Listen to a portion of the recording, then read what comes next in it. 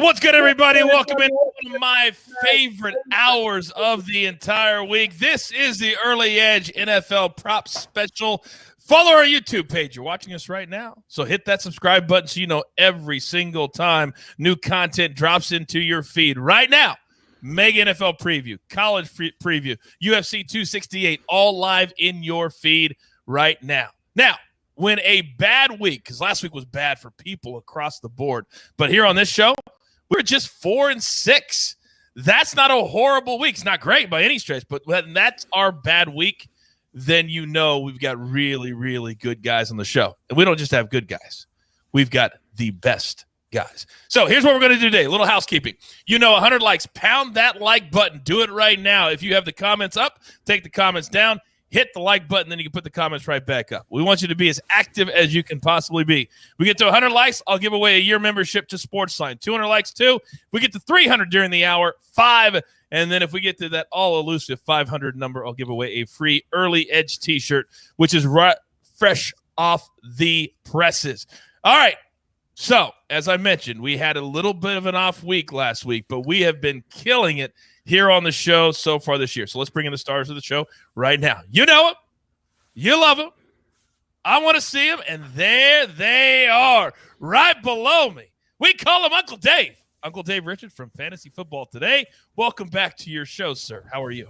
I'm good, Coach, and I am looking for major redemption after last week. Going 2-3 was not fun, and one of the unofficial props, maybe we're making it official, was Evan McPherson getting 2 field goals, and the Bengals really let me down. There was a coaching decision that let me down. There was a ref call that took away a chance. And you know me, Coach, I like to put a sprinkle, sometimes a double sprinkle. Sometimes I go all in with a shovel. As I was telling the guys for the show, 9 shovels on Evan McPherson. I went hog wild and lost. Dave, anybody that watches this show, we know how in you were. Not only did we play the pick, we showed the video of you dressed up as something. Can you please tell the good people at home, what were you dressed up as? It was Halloween. I was dressed as a gingerbread man. We were doing our live show Sunday morning for Fantasy Football Today. No, I don't normally dress up like the gingerbread man on a typical day. Although there is a price for that. On Halloween, it was free. I'm going to be completely transparent. It wasn't a great costume because we played the look like game because we didn't know what it was. We're like, what does Uncle Dave look like? So at least you got several things, but that was 6 days ago. I can't even remember all of them. But believe me, people were loving you. They were loving you. Now, your partner on this show, your partner that you guys love to compete, he is the guru of props. We call him Prop Stars. Alex, good afternoon, sir. What is up, Coach? Uncle Dave. It's good to see you both. I had my first losing week of the season, both on this very show and overall, so I am extra motivated to get back on track starting right now. If we win 7 out of 8 weeks, that's pretty good. The thing that drives me nuts is when people tweet out, oh, not a good week. Oh, we know that. We do this every day. You don't need to remind us of what we do. Okay? You don't need to do that. Now, here's what we do on this show if you are brand new to it. If you have a prop that you would like, throw it into the chat. Leave your Twitter handle. And that way, and also the betting odds that your book has it, I will try to get to as many as we can as we go through the official picks on the show. It's a pretty simple concept, and we try to get to as many as we possibly can. Boys, are you ready? Yes, sir. All right, let's do it. Let's jump in. First game, and this is a game that very few people are not interested in. They're going to be playing the sides, the totals, and certainly props. And I'm talking about the Browns and the Bengals. Bengals laying 2.5. The total is 47. You both are on the same player, but different props. Uncle Dave, I'll let you go first. Thank you, Coach. And we know that Odell Beckham is no longer a part of the Cleveland Browns. So what does that mean for the passing game? It means that Jarvis Landry goes back to being the number 1 target there. He's got 5 catches in every game he's finished in 2021. He has 5 or more catches in 8 of his last 11 games without Odell Beckham, including postseason games from last year. Cincinnati's allowed 52 catches to slot receivers. Landry's been splitting his time in between slot and out wide. I expect that to continue. But that 52 catch mark, that's the 5th most allowed in the NFL. Okay, so what happens when he lines up wide? They've allowed 70 catches to outside receivers. That's the 6th most. What I'm saying is that the Bengals pass defense isn't exactly a dominant unit, and Jarvis Landry should be able to take advantage. But there's one more thing, and it's narrative street all the way. It's Baker Mayfield, who's kind of been thrown under the bus a little bit when it comes to Odell Beckham. It basically has been said that Baker couldn't get the ball to Odell Beckham. He couldn't win with Odell Beckham on the field. Man, I can't think of a more motivated guy this week in the NFL than Baker Mayfield, and his top target's going to be Jarvis Landry. There's already been a clear rapport between them. I'm taking over 4.5 catches for Jarvis Landry at minus 135. Here's the added wrinkle. I went to my book to try and place it. It was 5.5, but I was getting odds.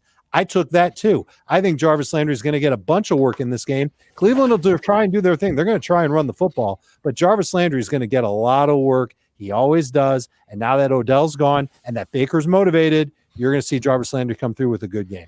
16 catches, 182 yards through just 4 games since he's been healthy. That's average of 4 catches a game. Very, very sorry to cut you off, Coach, but one of those games, he left very, very early. I think he played 2 snaps, 1 catch on 2 snaps. Are you done? Yes, I'm sorry. Okay. Sorry. Now, as I was, I just messed with you. Now, let's stay with that same player. And I love when my guys have what we call correlated plays. Alex, talk to me. Yeah, I was elated to see that Uncle Dave was also on Jarvis Landry's receptions. If you recall, last week I was on Pat Freiermuth's receiving yards.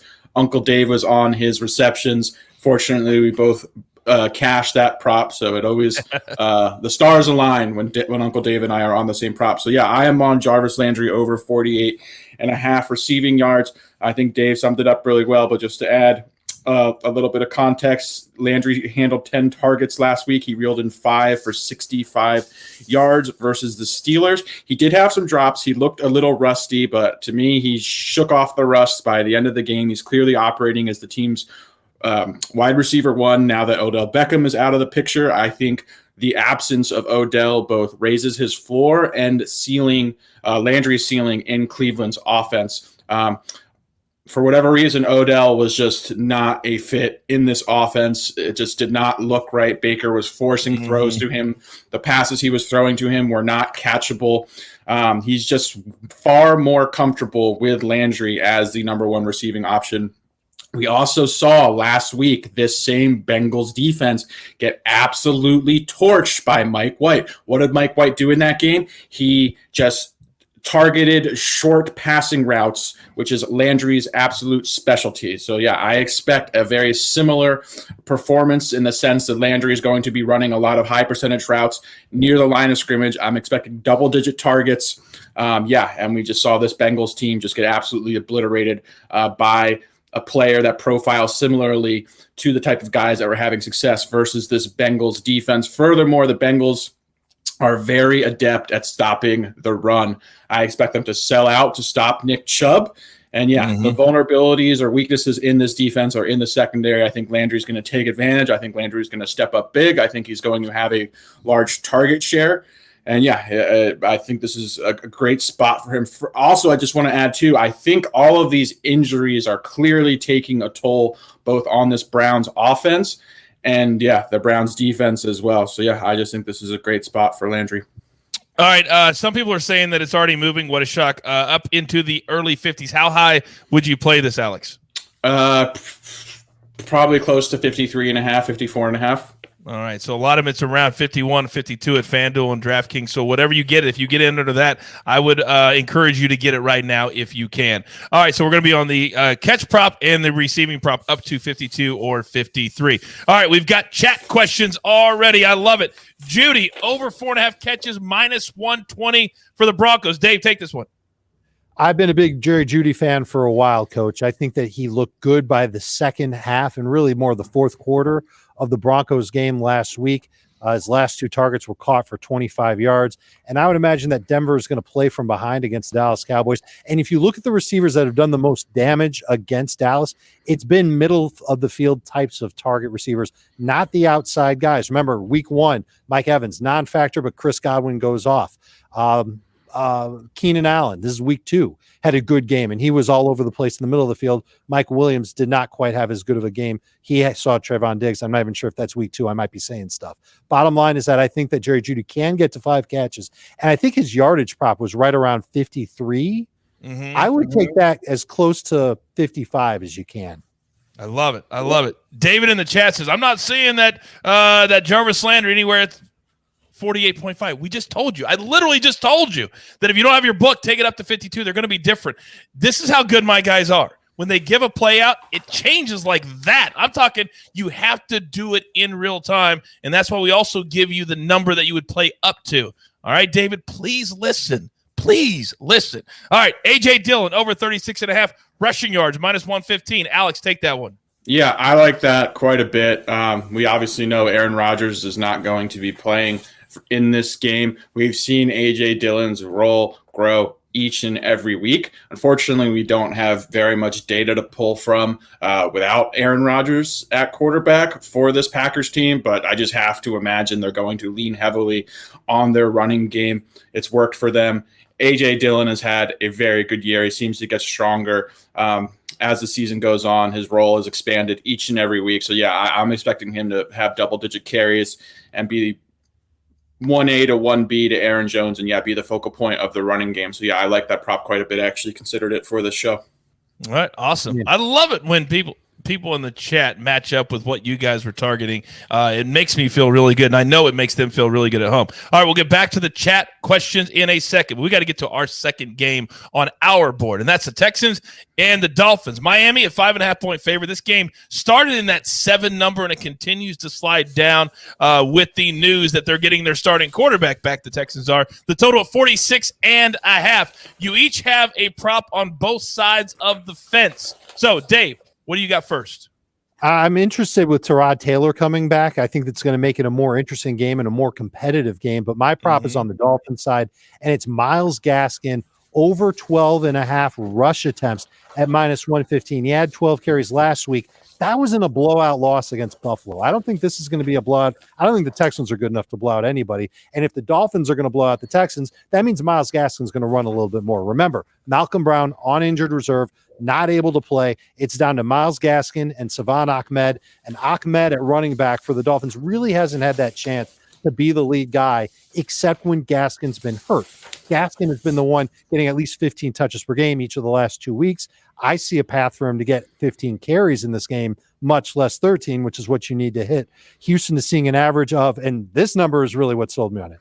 They're seeing an average of 24.6 running back carries per game against them. A lot of that has to do with the fact that teams are blowing out the Texans. And like I said, I'm not expecting this to be a blowout. I think it's going to be a fun game.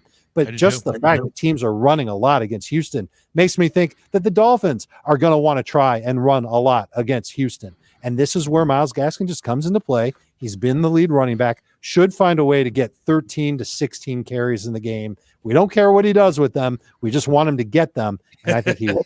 That's exactly right. We don't care. Just get to the number. All right, Alex, I'm going to come to you, and as I come to you, I want you to piggyback this chat question on Brandon Cooks and his reception yardage, minus 115, over 65.5. If you could couple that into your other play, I'd appreciate it.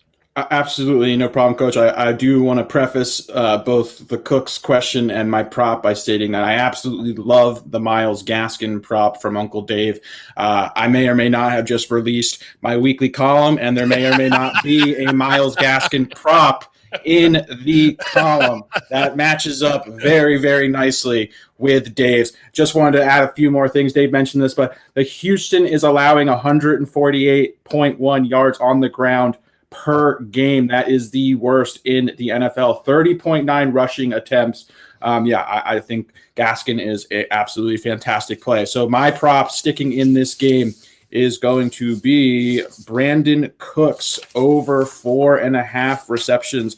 This one is a bit juiced. I believe it is at minus 140. I was shocked, gentlemen, when I saw that this line was set at 4.5. Cooks has had at least 5 catches in 7 of 8 games this season. He's averaging 6.3 catches per game, 8.75 targets per game. Cooks had 14 catches in the first 2 games of the season that Tyrod Taylor appeared in. The Dolphins, on the other hand, have given up the 4th most receiving yards and the 5th most receptions to opposing wide receivers in the NFL. There is no depth behind Cooks on the Texans depth chart. We're looking at Chris Conley, Nico Collins, Danny Amendola, Jordan Akins. Not one of these guys has had more than 6 targets in a game this season. The Dolphins have a good secondary on paper, but they have not performed well at all this season. Cooks is really the only viable receiving option or just offensive player on Houston's team. He's going to command double-digit targets. I am shocked this did not open at 5.5. I think it's an absolutely fantastic bet at over 4.5 receptions for Brandon Cooks. And then his yards was at, was it 58? 69.5. 69.5. Yeah, Yes. I'd absolutely lean over on that. I think the receptions is going to provide a little bit more safety. But yeah, he's a big play threat. He's going to have at least 1 or 2 large chunks, 20-plus yard receptions. So yeah, I lean over on the yards, but I'd much prefer the receptions if you have that as an option. All right, very good. We have just gone over 100 likes, so we have one winner. We're going to change the life in a matter of moments. One lucky winner is going to win a year-long membership to SportsLine. If you haven't hit that like button yet, could you do it for me, please? It really helps the growth of the show and our algorithm as well. And we also like to give away a lot of stuff here on the show. A couple more chat questions, boys. I'm going to come to you, Mr. Dave Richard. Lamar Jackson over combined rush and passing 306.5 at -115. That's an interesting number. I haven't considered a prop like this for a quarterback yet this year, where the rushing yards combined with the passing yards. Minnesota's pass rush took a massive hit this week when Danielle Hunter went on Danielle Hunter. I always mess up his first name.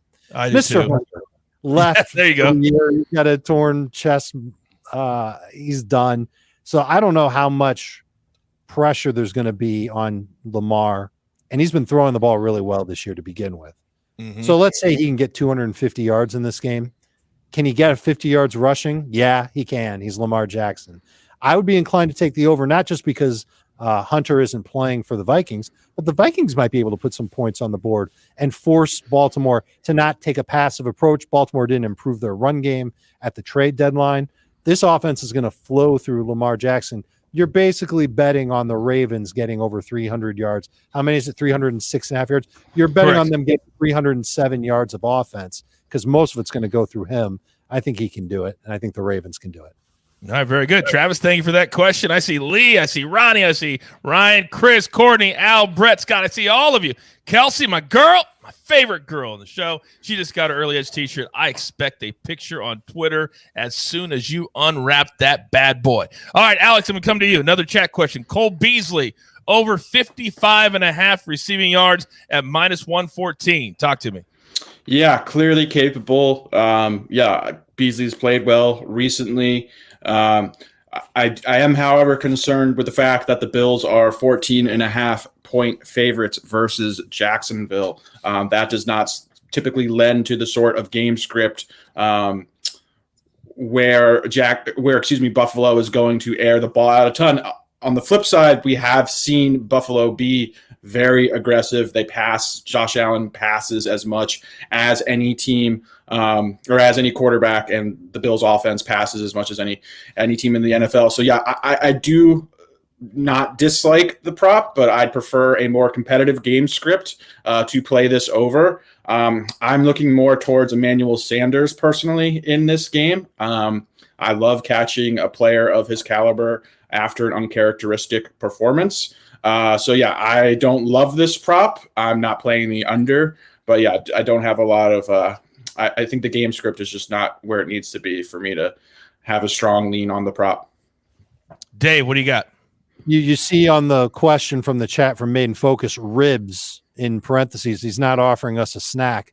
He knows that Cole Beasley is a little beat up. I just got the injury report from the Buffalo Bills. Limited in practice on Friday, officially listed as questionable for the game. So, let's make sure he's playing. You can make the bet, and obviously if he doesn't play, your bet will be returned to you, at least unless you've got a real jerk one in your book. B, if he's not at 100%, how much is he actually going to be out there doing his thing? And C, just as Alex told you, there's a really good chance that the game script could be pretty run heavy for Buffalo once you get to the second half of this game. I would take the under if I'm going to take it at all with Cole Beasley. And we ran into this, guys. Remember last week we were talking about Sterling Shepard and the Giants, and he was coming back from an injury. And whenever you have like a hamstring or a leg injury, he came out, 2 quick catches, and then he set the rest of the game. Sometimes you got to steer clear of these wide receivers that have these issues because they can come out and play, and then at the end of the first quarter, they're sitting. Soft tissue injuries, they are so easily aggravated, and it requires so much short area quickness and burst as a receiver. One wrong turn or motion, and then suddenly, like Coach said, you can just run one route and just be out of the game. So I'm very, very cautious anytime I see any sort of soft tissue injuries, especially with a skill position player like receiver or running back. Boom. One more quick one from the chat before we get to our picks, back to our picks, guys. And Dave, I'm coming to you because you mentioned the Vikings already when you're talking about Lamar Jackson.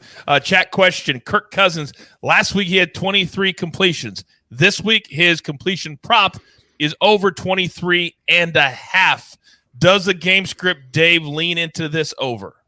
Yes, it does. This is probably my second or third favorite Vikings prop that I like the over on.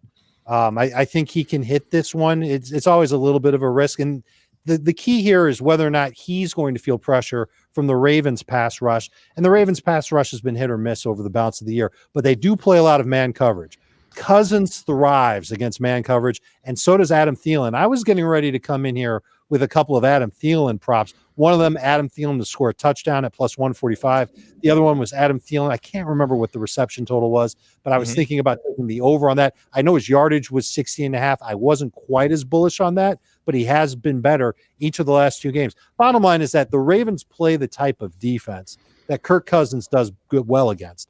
Now, we said the exact same thing last week, or at least we did on Fantasy Football Today, about the Cowboys. And the Cowboys surprised us. They played a lot of zone defense. It was very uncharacteristic for them. So the question is whether or not the Ravens will actually do that. They were faced with a similar decision in their last game against Joe Burrow. They could have played a lot more zone against Burrow, who's worse against zone defense than against man. Instead, they played a lot of man, and man, did they pay for it because Burrow had a huge game against them.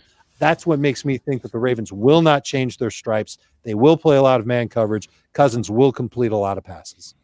Is there another show out there, and I'm asking you folks watching at home, that you can ask any guys, any name, any number, and they're going to give you that kind of information? I will wait, and I'll be sitting here all damn day till you find me another show that does it this way. I'm in amazement how you two guys do this every single week. Now, a couple of things I need to get to before we get back to our board.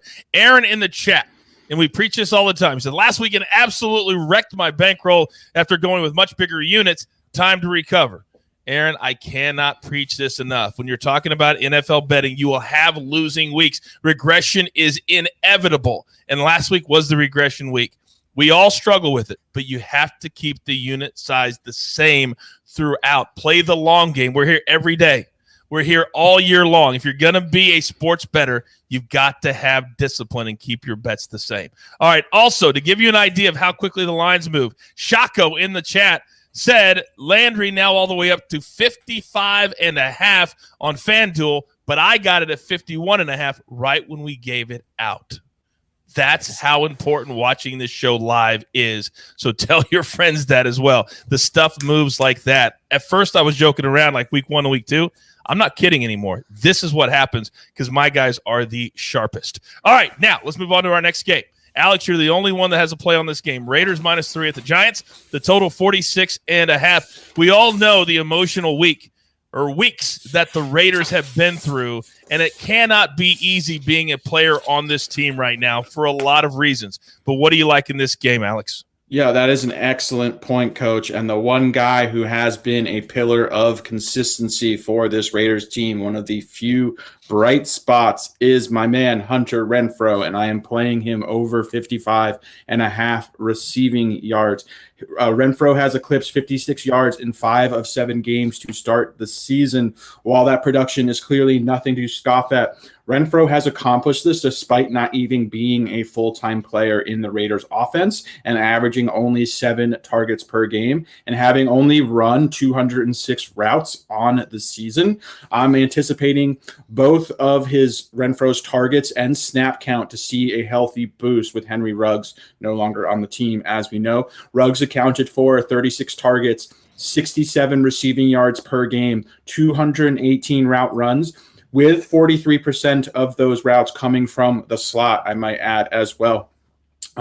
Las Vegas is very thin at wide receiver, and I expect Renfrow's role to expand starting Sunday. He gets a tasty matchup versus a Giants defense that has allowed the 6th most receiving yards to enemy wide receivers. They have surrendered 1,351 yards through 8 games. That is 168.8 per game.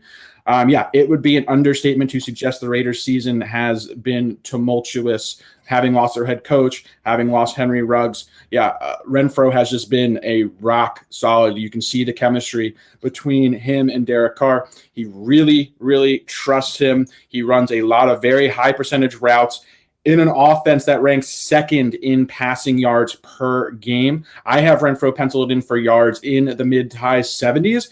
I would not be surprised whatsoever that this is the last time this season we see Renfrow's receiving prop under 60 yards. That was unbelievable. Thank you very much, Renfrow, an official play. All right, let's go to the chat real quick, because in the chat, Dung Ho says, if you guys make parlays with these props, any tips for this? Do either one of you like player prop parlays?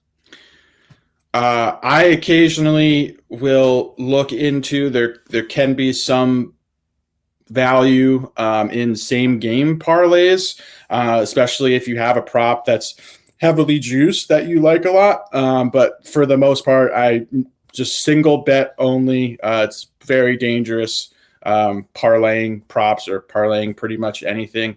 I just don't think there's a lot of value in it, and I don't think it is long-term plus EV for you or your bankroll, and it's not a good habit to form either. All right, very good. The books are always going to give you odds that look good to you, but the odds are actually lower than what they are in reality. The only time I would consider it is, like an example from last week was the Pat Freiermuth call. The fact that we both liked the catches and the yards. We knew this was a player that the book was just way too low on. Parlaying something like that, that's where it makes a lot of sense. I wouldn't even necessarily do that with the Jarvis Landry prop that we talked about earlier in the show, even though it's the same guy, same concept, over on both. You want to play both.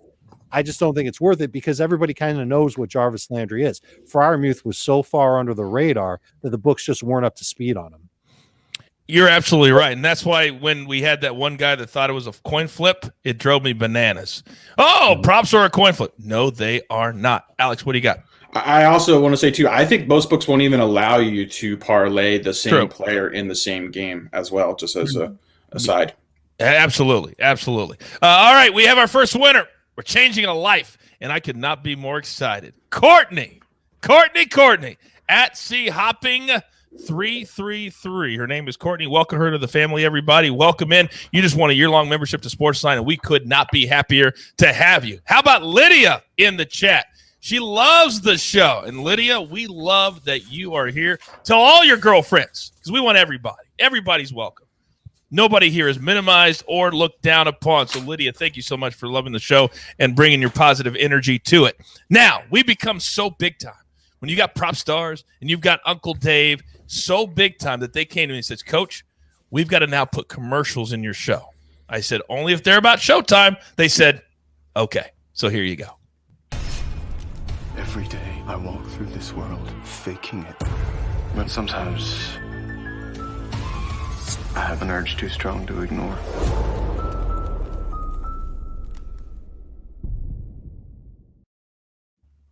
All right, real quick. And now it's time for Coach to come down on somebody again. Jeweler, can you bring up the Alex chat comment right there, please? Sounds like I just need to make an account with a female name if I want to win. Well, I can tell you this much, Alex. You make a statement like that, not only are you not going to win, you may not be allowed to stay in the chat. That's how offensive that is to me. So you write something like that again, you're out. And I'm not kidding. That is not okay. We welcome everybody, and everybody has equal chances to win. I know you're probably kidding around. I don't kid with stuff like that. All right, let's get back to our board. This one has a lot of plays in it. Chargers laying 1.5 on the road at Philadelphia. An Eagles team, guys, that last week scored 44. But keep in mind, Jalen Hurts couldn't even go north of $125. He didn't even throw over 125 yards. So this week, I don't know what to expect. It's a late game, 405. The total's 49.5. Dave, you have 3 big plays in this game. Boy, your week is going to begin and end with Chargers-Eagles. Talk to me. Well, which one do you want to hear first? You want to hear about Dallas Goedert? You want to hear about Boston Scott? Or do you want to hear about the player prop that no one is even thinking about? Give me that last. I want that one last. The last one last. Got Yes. it. So you mentioned that Jalen Hurts didn't have a lot going for himself last week. And the reason for that was because Philadelphia was able to run the football. It's a rare concept to them. They began this year leaning on Jalen Hurts, barely running the football. People in my world, the fantasy world, drafted Miles Sanders expecting a lot of work week in and week out. He didn't get it.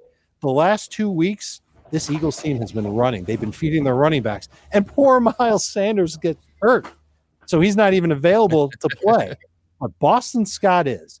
And Boston Scott was the lead running back for the Philadelphia Eagles in the first half against the Lions, played 64% of the snaps in the first half, had 64% of the running back carries in the first half, and he averaged 6.1 yards per carry on those carries. So wow. I think that he's going to continue to be the lead guy for Philadelphia going up against the Chargers team. They're just not good against running backs. 5 running backs already this year have had at least 80 rush yards against them. Chargers flying across the country. Their run defense is a humongous question mark. And some second-level stats that I always look at but don't always talk about on our show when it comes to running back defense. 2.11 yards before contact per rush allowed by the Chargers. Second worst mark in football. That means that before the running back is even touched, on average, he's getting 2 yards. And that's a lot. Yards after contact per rush is 3 yards per, which means that after the Chargers make contact with a running back, he's still getting 3 more yards. So that's 5 yards on every single carry on average that a running back is getting that the Chargers cannot stop. They can't do it. And because I think that Scott's going to continue to get work in this offense, I'm very comfortable saying that he should get at least 50 rushing yards. And the prop is 44.5 at Caesar Sportsbook. It's minus 105, so the juice really isn't that bad. I think you go ahead and go a little double sprinkle action on Boston Scott going over 44.5 yards. That's right. What? That's where you're going with Boston Scott. The double sprinkle? Double sprinkle, no shovel. We got to remember, moderation, coach. We can't go crazy. I learned that lesson the hard way with Evan McPherson last week. I'm not going to break out the old shovel crate and start throwing shovels at Boston Scott here. Let's just keep it to sprinkles for now. But I think he goes over, and I think this is a pretty safe call with Boston Scott going over 44.5 rushing yards. That's prop number 1. Prop number 2 is Dallas Goedert, not to be confused with Rudy Gobert. Not saying that for anybody here on the show. Whoa, you're going to throw me under the bus? Just not that they didn't know. That's true. I kind of did it to myself. You know what? Maybe it's Alex in the chat that said something like that. He would say something like that. But Dallas Goedert's prop for yardage is over 57.5 at minus 115 at Caesar Sportsbook. All he's done since Zach Ertz has left town is gone at least 70 yards in 2 games. Over this total amount, this 57.5 mark, 4 of his last 5 games, and that includes games where Zach Ertz was playing, was on the field. Goedert clearly an important part of this Philadelphia passing game. And since the Ertz trade, the target volume consistently there for Dallas Goedert. 25% of Jalen Hurts' throws have been going right to Dallas Goedert. That gives them more of an opportunity to hit this over. And the Chargers, the Chargers allow 73.6 yards per game to tight ends.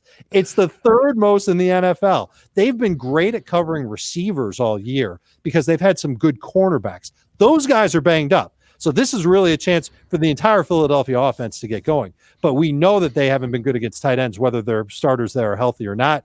Goddard's going over this one. I said double sprinkle for Boston Scott because I am going to the shovel crate, and I'm going to grab one shovel, not 9, one shovel for Dallas Goedert over 75.5 receiving yards. Oh, so so you gave out those 3 because I'm kind of over. I want to make because I've got one more. Hold on. I was going to say I cut you out before. I just want to make sure that I didn't do it again because everybody in the chat is in love with the double sprinkle. They love the double sprinkle. All right. So Excellent. what's your third? So yeah. So Alex, we're going to do this every time there's a double sprinkle from now on. That's officially everybody does it together on the show. All right. Now, Dave, what's the third one that nobody's talking about, that nobody sees that the number's way off? Because no one wants to have anything to do with Jared Cook. He is a career underachiever in the NFL. Don't even ask Saints fans about Jared Cook. They will say some words that we cannot say on the air. They are bad. And in LA, they're not exactly huge fans of him either. But I'm looking at the player props. I'm trying to find angles and edges that help us win. And this is one that I think we can come away with a winner on, over 27.5 receiving yards for Jared Cook. It's a low bar. It's the same.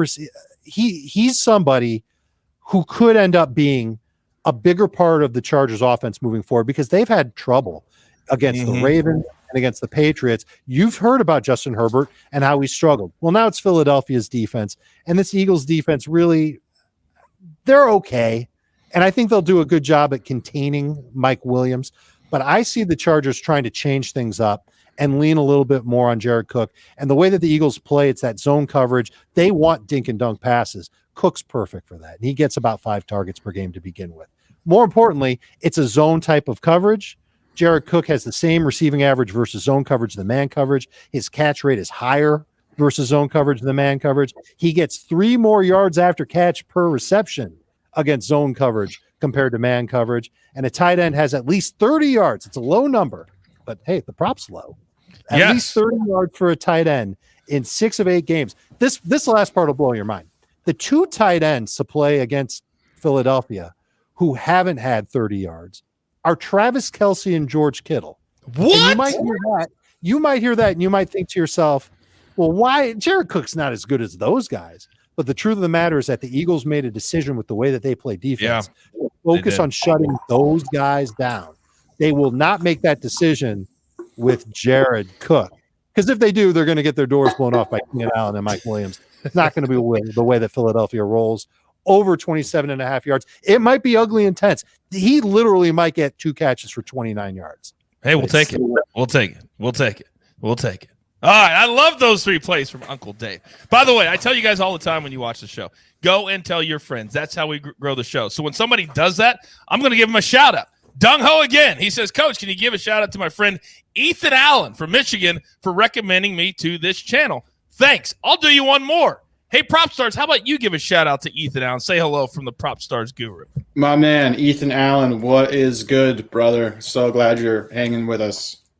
I had no idea that the furniture aficionado Ethan Allen would watch our show. It's amazing. We have just absolute celebrities watching our show. I love Ethan Allen. Very good on the interior decorating.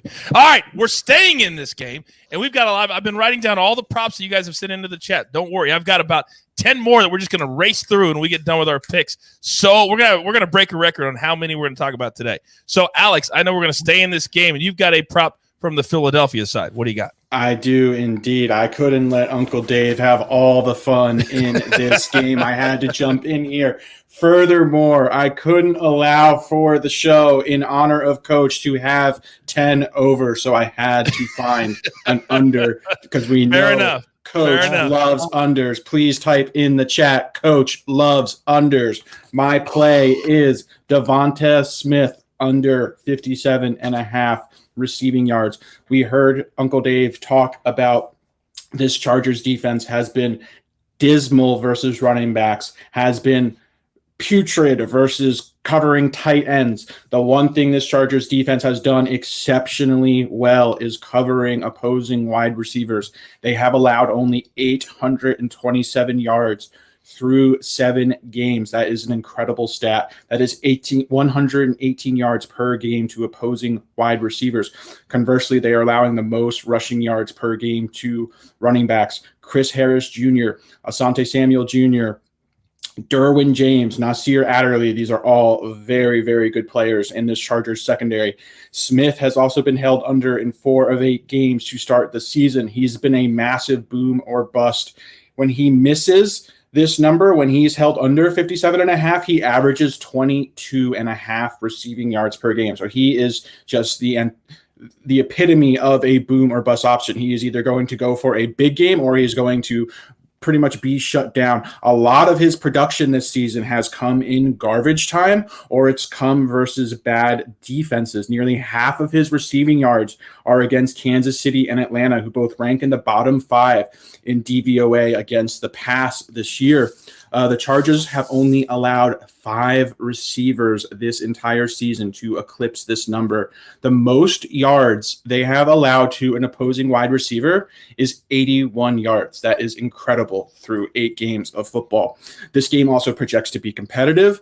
I mentioned earlier, a lot of Smith's production has come in garbage time, or when the Eagles are down big and the opposing defense was forced to play prevent defense or just back off a bit. We're not going to see that we're unlikely to see that in this game. It projects to be competitive, very close point spread. I believe it's 1.5. Yeah, I just think this is a very tough matchup for Devonta Smith, who in my opinion is miscast as a number 1 receiver, coupled with Jalen Hurts just not being able to be accurate down the field. So yeah, I absolutely love this prop. Very important chat question from Prathik or Prathik. If Rager is out, does this change your view on the Devonta Smith play? Not at all. Rager has been completely ineffective this year. I would expect, if anything, that might actually Rager is not receiving targets. He's been ineffective. I think he's top 30 yards once or twice. So his role in the offense is extremely minimal. I could even see it having an adverse effect and benefit or supporting the under further. Plus, this play also correlates with literally all of Dave's plays as far as Goddard is concerned. I just think this is a really good spot to fade Smith. All right, I love it. I love when they're correlated, too, with what Uncle Dave is doing. Now, I need you to continue to pound that like button for me, but don't forget to put your Twitter handle into the chat. That's how we pick our winners. By the way, I think, Alex, I'm going to have you tell the people from now on, because you tell people to type Coach Love Unders, and 1,000 people wrote Coach Loves Unders. It drives me bananas when people do that. I hate unders with every piece of my being. Unless they cash, of course. Then I love them. Quick chat question, Dave. Waddle, over 5.5 catches. I apologize. I do not have the juice on that. I think he can get to 6 catches. It really helps that Devontae Parker is doubtful for the game for the Dolphins against the Texans. Again, awesome matchup against Houston. If you could give me a minute, I can tell you how Houston does against slot wide receivers, but it's really not going to matter. Tua's going to lean on Waddle and Mike Gesicki as his top 2 targets in the game. Matt Collins will probably be the 3rd. I do think that Waddle can find 6 catches in the game, especially if there's juice, either low juice or odds in your favor. Man, I would take that over. Very good. Alex, Mark Andrews, over 52.5 receiving yards, juice to minus 115.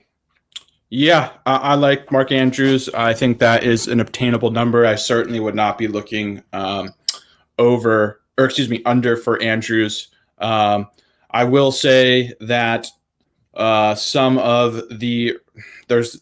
if Sammy Watkins is back this week, there are quite a few mouths to feed on this Ravens offense. Obviously, we know about Marquise Brown, the emergence of Rashad Bateman, potential of Sammy Watkins coming back. And obviously Mark Andrews as well. So, I do like the over. I don't love it, however. I like it. Jazzy in the chat said, these guys are incredible. I hope you understand how hard this is to do. I hope you guys understand that. Most shows come with just certain things prepared, and that's all they do. That's not what we do. We're kind of like the America's Got Talent people. We've got talent coming out of our ears, and we show it live every single week, or my guys do. That's why we have the best show. All right, And Jazzy, thank you. I believe I'm a legend too. Yeah, of course. I walk around all day. I'm a legend. I'm a legend. All right, another one. Jordan Love. Oh, there's a lot of Jordan. Oh, Alex, what do you got? Coach, how many likes are we up to right now? We need 30 more to get to 200. 30. We need 30 more to get to 200. Coach, you know, I'm going to take a break until we get to 200 likes. I'm not going to give out my prop. I don't know if Dave has any more, but yeah, I'm just going to sit this out. I might change my mind if we get to 200 likes, but I've got one prop left that I love, but I just don't feel like I can deliver this prop if we don't get to 200 likes in the next couple of minutes. Wait, but you love this one. You're holding out on one that you love. My favorite one of the week. Please, let's get to 200. Hit the like button because I need the play too, and I have no idea what it is. All right, quickly, chat question. Jordan Love over 19.5 completions. Now, Dave, this is the dude's first start. What do we do? I don't think you touch this one. I think you could consider the under, if anything at all, but we do know that the Green Bay Packers are going to try and do what they did last week. It's a reverse of last week for them. Their run game is good. Their receivers stunk last week, and they had Aaron Rodgers, and that made their pass game a little bit ugly. Now they don't have Rodgers. We don't know exactly who they'll have a wide receiver for them, but you can pretty much figure out that they can run the football. They can do it effectively. The matchup is favorable against Kansas City. And by the way, the longer that you can run the ball, the more clock you control in the game, the more you're keeping Patrick Mahomes over here. I don't want to talk about the under that I might have brought to the show today. I decided not to do it, Coach, because I didn't want to make you angry. But Mahomes might not get to 300 yards. Let's just leave it at that. I think that this is a good opportunity for Jordan Love to be just really minimalized in this offense. Don't let him throw that much in the game. I think the number is a pretty fair number. I would lean toward the under, but I wouldn't do more than a single sprinkle. All right, yeah, just a single sprinkle, and you all know what that means. Yeah. Don't go crazy. Now, Alex, we are men of the people, right? We give them what they want, correct? And if we do something on our side, like threaten not to give out a pick, but then they do what we ask, what do? We give that to them, correct? Well, it took all of about 30 seconds to get over 200. 30 seconds to get over 200. So, please, Alex, I'm begging you. Can you give us out this play that you love?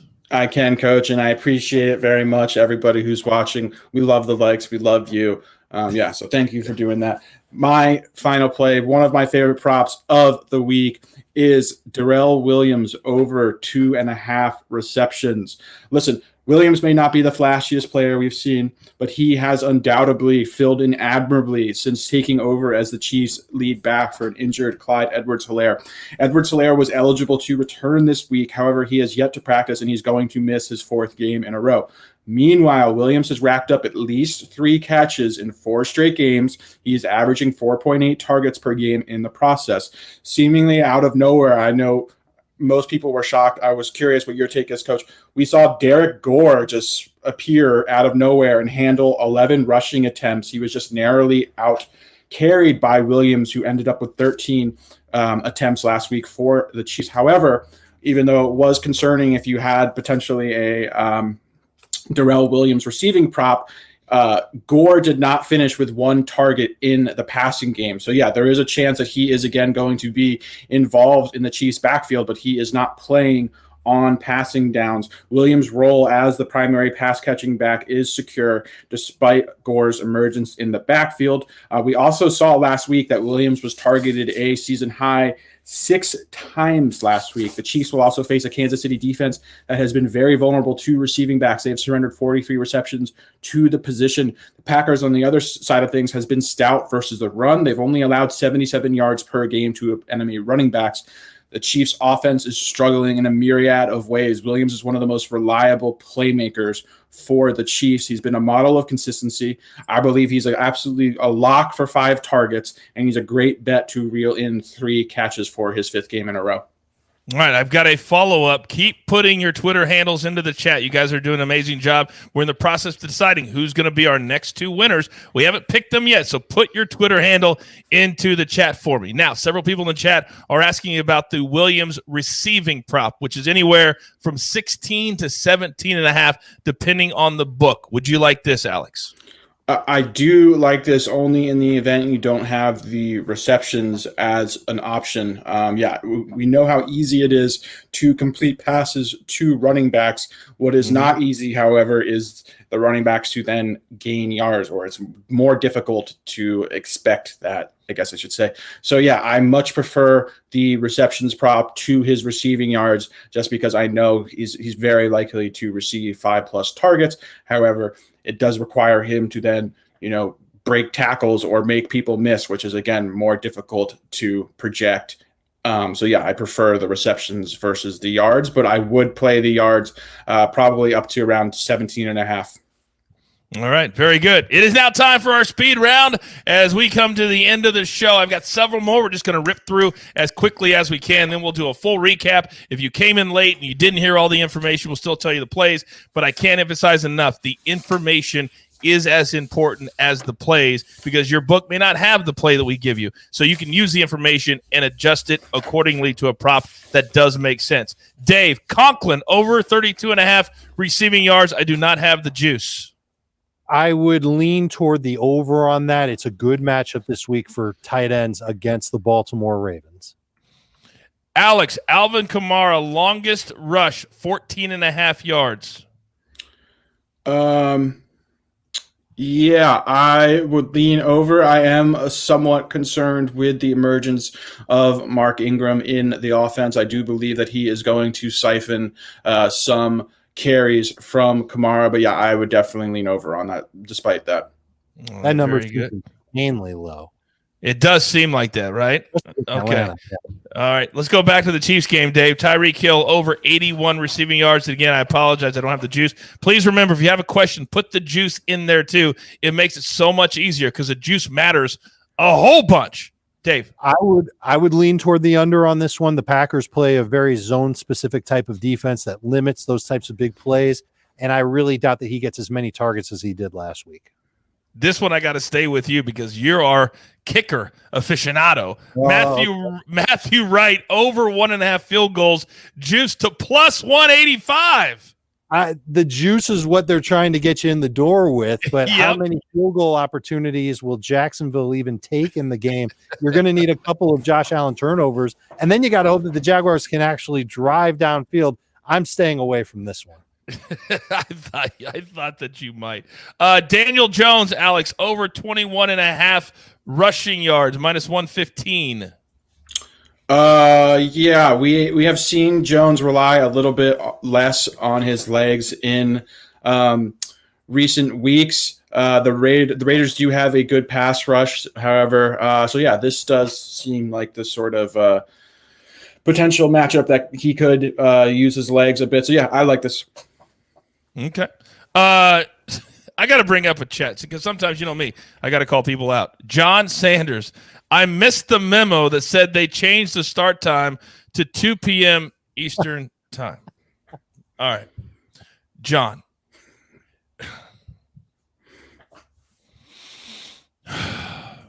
This show, since week 1, has been at what time, Alex?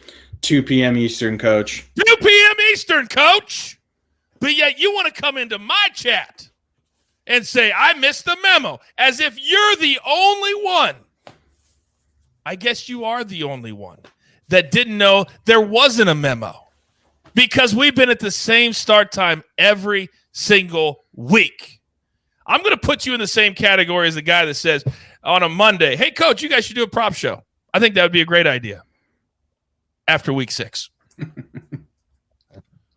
Oh, my gosh. All right, one last one.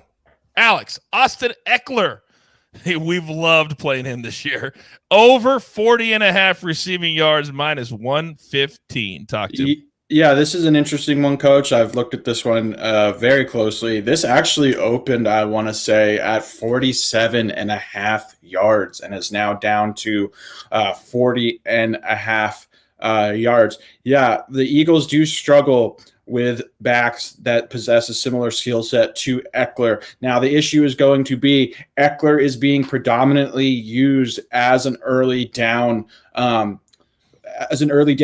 back. If this was a scenario where he was getting all of the third down work, all of the 2-minute offense, all of the passing work, as a receiving running back, I would like this prop. However, the Chargers are instead deploying him as an early down runner a lot more than I would like. So while he does possess an incredibly versatile skill set, I absolutely love him as a receiver. He is one of the biggest matchup nightmares in the league. The Chargers are instead deciding to use him more as a running back between the tackles, which doesn't make a lot of sense to me, but they just probably do not have a lot of trust in their depth chart and the options like Justin Jackson behind Eckler. So yeah, he's just unfortunately not getting the amount of routes run that I would like to see to play this prop and to play this over this weekend. All right, very good. I probably would have blindly played it because he normally does it, but that's the kind of information I'm talking to. All right, a little bit of housekeeping before I do the full recap. So Leather decided that he or she wants to get into the mix and says maybe you should take into consideration why people still aren't noticing your showtimes. Dave, what week is this? We're at the start of week 9, Coach. Week 9, Dave, is what we're at. Maybe people should just pay attention. Week 9 straight weeks. We've done the exact same time. By the way, for every show that we do, the exact same time. Oh, my God. Sometimes it drives me insane. It's like you can lead the horse to water. Do I have to help them drink too? All right. We're up against it. Grab your paper. Grab your pencil. Here is the official recap. But we've talked about at least 40 different props on the show. Thanks to all of you who showed up on time and knew what time the show began. Alex is on Jarvis Landry over 48.5 receiving yards. Brandon Cooks over 4.5 catches. Hunter Renfrow over 55.5 receiving yards. Devonta Smith under his only under of the week. 57.5 receiving yards. Darrell Williams over 2.5 catches for the Kansas City Chiefs. Then let's go to Uncle Dave. He likes Jarvis Landry also, but his catch prop, Myles Gaskin over 12.5 rush attempts. Dallas, get it, over 57.5 receiving yards. Boston Scott over 44.5 rushing yards. Jared Cook over 27.5 receiving yards. And we will leave it up there for you so you can get it all down. As I tell you, we end every single show is I give my guys 20 or 30 seconds to tell me what they're most looking forward to in the world of props this week. Dave, you go first. Obviously, I've got a lot invested in that Eagles-Chargers game. The Dallas Goedert pick is the one that's the no-brainer for me. Should stay very, very involved. He's basically the number one receiver for Philadelphia, which is why I like Alex's prop of under 57.5 for Devonta Smith. I think Goddard's got a much, much better chance of getting to 60 yards than Smith does. All right. And Alex, what are you most looking forward to, sir? I just want to state that it's always a very encouraging sign to me when Dave's props and I's line up organically. We don't plan or exchange our props before the show. So yeah, it is a great sign that not only do we share some of the same props, but we're finding some of the same value, but even our other plays, like for instance, the Philadelphia Eagles and the Chargers game, a lot of those plays just correlate very nicely. So yeah, I'm very encouraged. I think we're going to have a great week. I'm just really looking forward to us getting back on track. Would you say that you're super stoked? Are you super I am stoked? super stoked. Oh, we're super stoked. All right. Now we're ready. Now, one thing left before our finish, and you know what that is. We have two winners, two changing of our lives, and I made an executive decision about 5 minutes ago. I've been so impressed with Dung Ho in our chat, being active, giving credit to his friends, understanding you bring other people to the show. So for that, Dung Ho, you, whether you're a man or a woman, I don't know, doesn't matter. You, sir or ma'am, have just won a year-long membership to SportsLine. Welcome to the family. Our other winner, at Matt Lisk. The jeweler will reach out to both of you on social media and give you all the details. But you got 12 months on us, the best sports betting platform in all of the world, and it's not close. All right, as my girl Kelsey always likes to say, there's only one thing left to do, and you know what that is. You've got your marching orders. Let's take all of these prop tickets straight. Oh, yeah, to the pay window. Felt good today. Had a good pump today. All right, for my entire team, Uncle Dave, Prop Stars, the jeweler who puts it all together here at the brand, just like Dung Ho did. Go tell your friends there's only one sports betting brand where you get educated, and damn it, we like to entertain too.